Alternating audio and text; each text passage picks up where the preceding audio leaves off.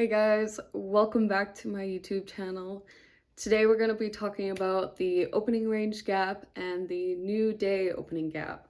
So these are both gaps in the markets, both time-based, and essentially ICT does talk about these in a lot more detail, but I just kind of want to go over how I use them, how to look for them, how to find them, and essentially how they can help you with your trading and how to become a better trader using these gaps. So let's get right into it. So I made a little bit of a note here. Basically, how to find the opening range gap. What is the opening range gap? The gap that is created between regular trading hours to electronic trading hours.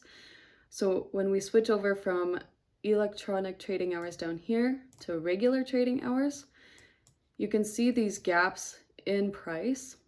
This is our opening range gap.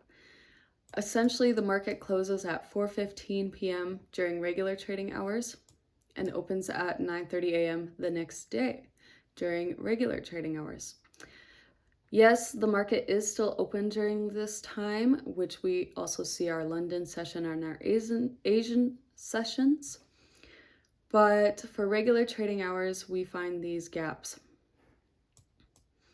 Again, the market will close at 4:15 p.m. Eastern Standard Time, open the next day at 9:30 a.m. Eastern Standard Time. This right here is our opening range gap. I'll draw out a few examples. I like to do these in black just so I know what they are. And then even today, we had our opening range gap right here. Now, how do I use these? Well, one, the market can trade down into these levels and fill them in, or trade up and fill them in. Like as you can see, we closed the market on Friday, we opened on Monday, and then we traded higher, filling in this opening range gap. Here, however, CPI, which was at 8:30 a.m., we closed on Monday, opened at Tuesday, and we have yet to come back down and fill this opening range gap.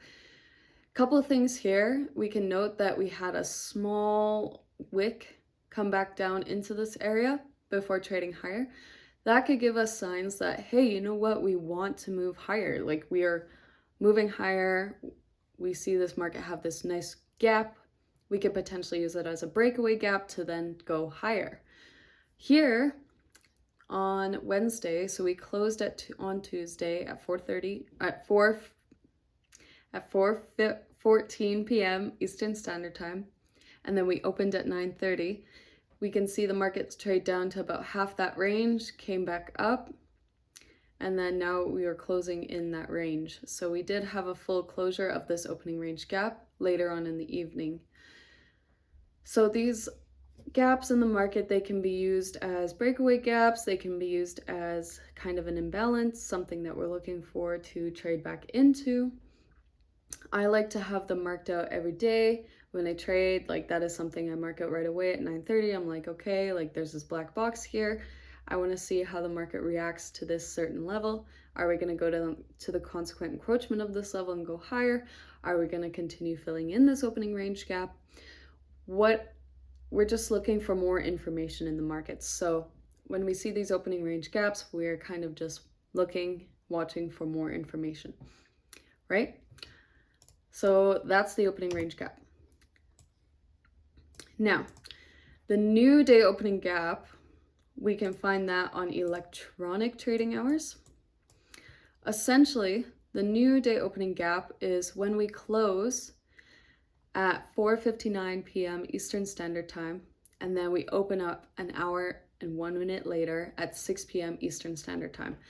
Now, this is in electronic trading hours.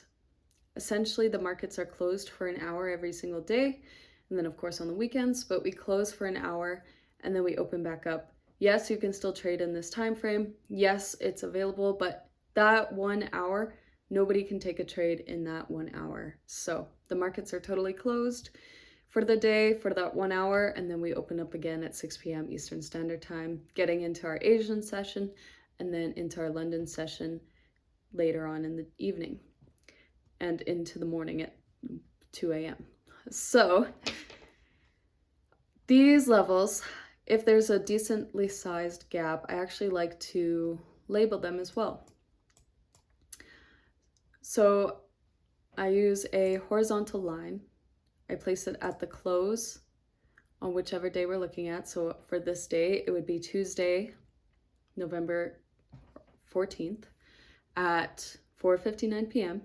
And then I would also place another horizontal line an hour later at 6 p.m. Eastern Standard Time, Tuesday, the 14th. And as you can see, we extend this over time. The markets do respect these levels and they always come back to them. Not always, but it's kind of like a magnet. It's kind of like the new week opening gap where we can see it as a draw in liquidity. We can use it as a fair value gap sort of thing, an imbalance in the market. These are all things that we like seeing in our charts and having them on our charts just for more information, essentially. So yeah, the new day opening gap is when the markets close during electronic trading hours. We close at 4:59 p.m. Eastern Standard Time and open at 6 p.m. Eastern Standard Time. The markets are closed during this period of time and you cannot trade during this hour. However, when the markets are open at 6 p.m., we can trade until the next day at 4:59 p.m. where they close again for an hour.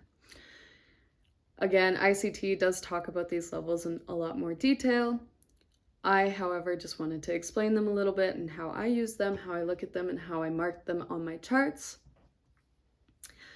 I like to use the new day opening gap as like a draw on liquidity. I like seeing if the market's going to respect these levels. Like essentially for today, Wednesday, we kind of had a consolidating market. We were trading around this new day opening gap here.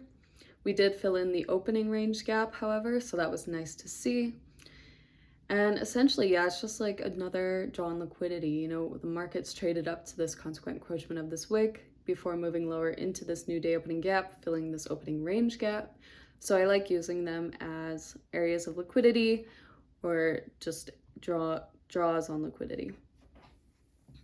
These are levels that we like to be aware of and can help us determine direction and draws on liquidity. So I hope that helps.